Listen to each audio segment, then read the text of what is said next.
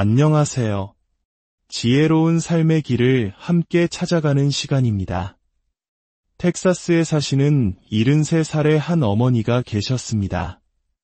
평생을 아끼고 모아 마련한 $50,000. 아들의 결혼이라는 가장 큰 경사를 앞두고 어머니는 한치의 망설임도 없이 그 돈을 아들에게 건넸습니다. 자식을 위하는 부모의 당연하고도 숭고한 마음이었죠. 하지만 얼마 지나지 않아 그녀의 우편함에는 차가운 글씨로 적힌 IRS, 즉 미 국세청의 조사 통지서가 도착했습니다. 그날 이후 어머니의 평온했던 일상은 불안과 걱정으로 가득 차고 말았습니다. 평생을 정직하게 살아온 노모가 단지 아들을 돕고 싶었던 그 순수한 마음 하나 때문에 정부의 조사를 받게 된 이 현실. 아마 바다 건너 미국 땅에 터를 잡고 살아가는 많은 우리 동포들에게는 결코 낯설거나 남의 일 같지 않게 들릴 것입니다. 우리는 한국인의 깊은 정 문화 속에서 가족을 위해 모든 것을 내어주는 것을 당연하게 여깁니다. 하지만 미국이라는 새로운 땅의 법은 그 따뜻한 사랑의 표현마저도 차가운 세금 규정의 잣대로 들여다봅니다.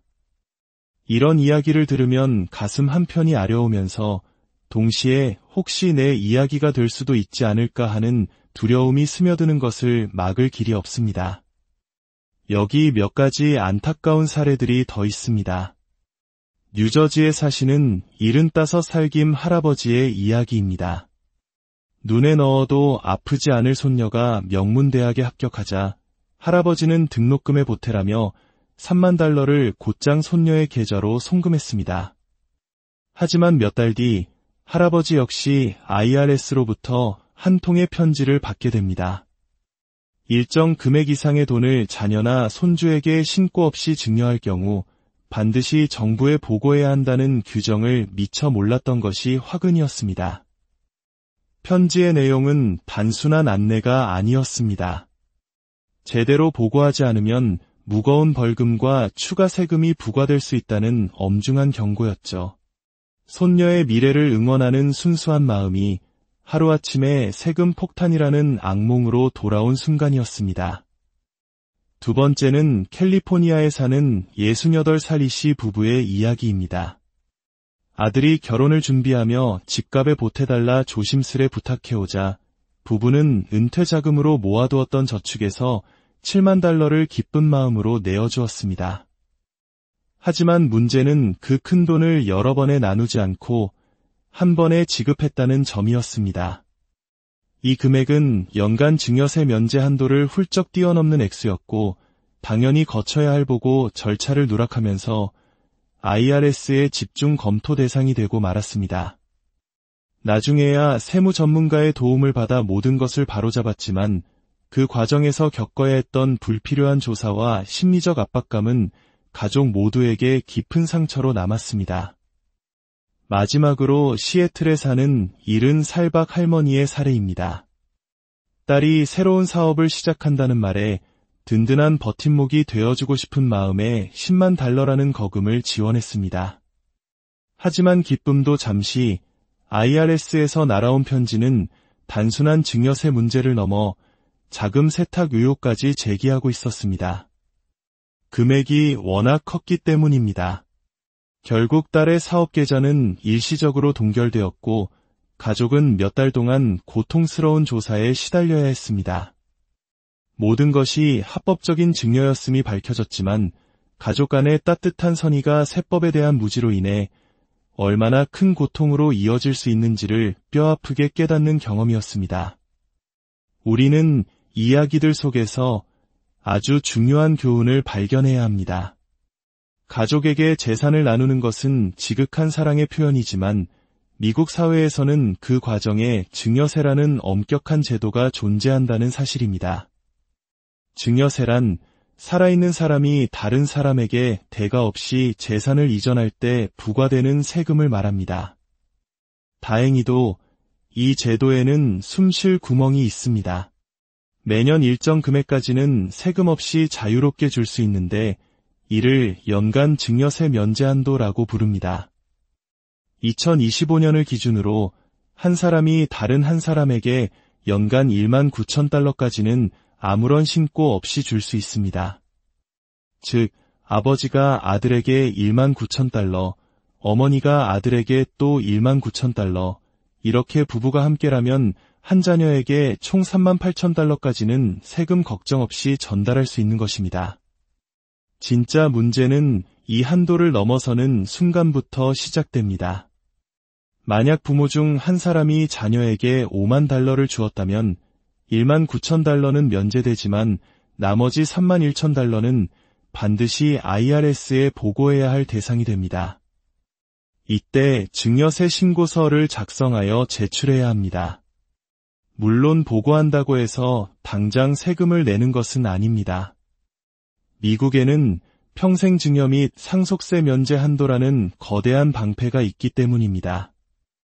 2025년 기준 개인당 약 1290만 달러에 달하는 이 한도에서 초과된 증여액이 차감되는 방식이라 대부분의 가정에서는 평생에 걸쳐 이 한도를 닫을 일이 거의 없습니다. 하지만 중요한 것은 기록을 남기는 행위 그 자체입니다. 신고를 생략하면 이는 세금을 피한 것이 아니라 법을 어긴 탈세로 간주되어 불필요한 조사와 벌금을 물게 될 수 있습니다.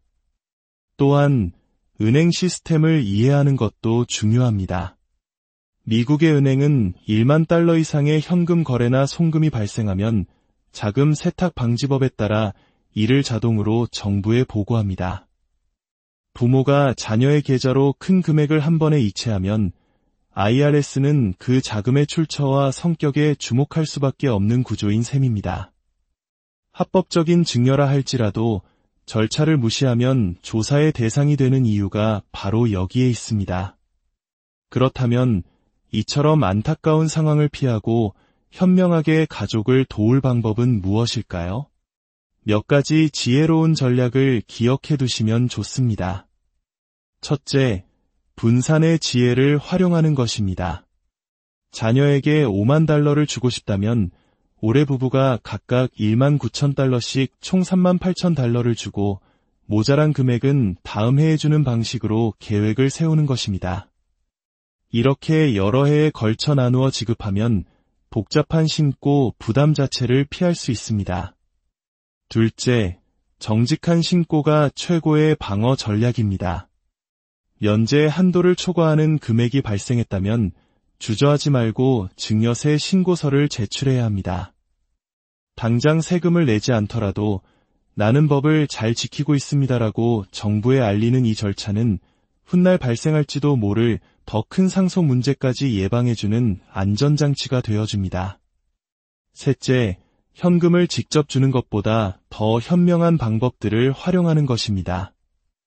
예를 들어 손주의 대학 등록금이라면 돈을 직접 주는 대신 529 플랜이라는 학자금 저축 계좌에 불입해 줄 수 있습니다.